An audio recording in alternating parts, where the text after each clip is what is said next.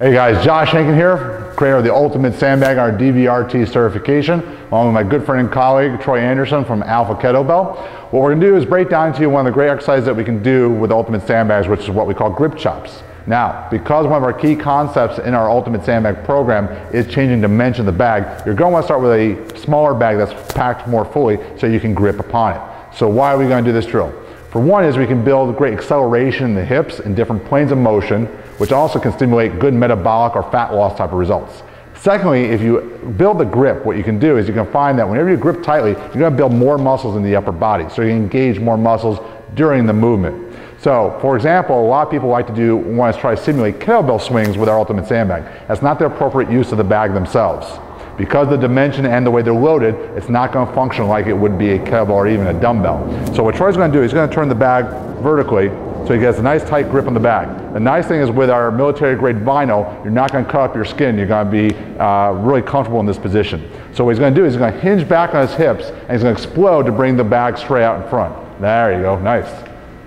So what you can see is he's actually getting sort of what we call a chopping action that sometimes you would see with medicine ball training. So it's a really fast load of the hips back and extending all the way upwards. And as he extends all the way upwards, his abdominals have to brace him from extending his low back. So a really great drill. Now, if you have shoulder issues, you can go just straight out in front.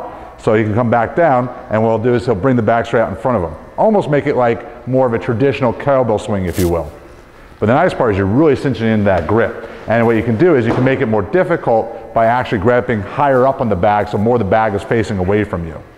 The other way we can add challenge to this drill, as you see Troy's, now obviously you want to make sure in this exercise that Troy's showing you, you're not going to go as high because the dynamics of the bag change.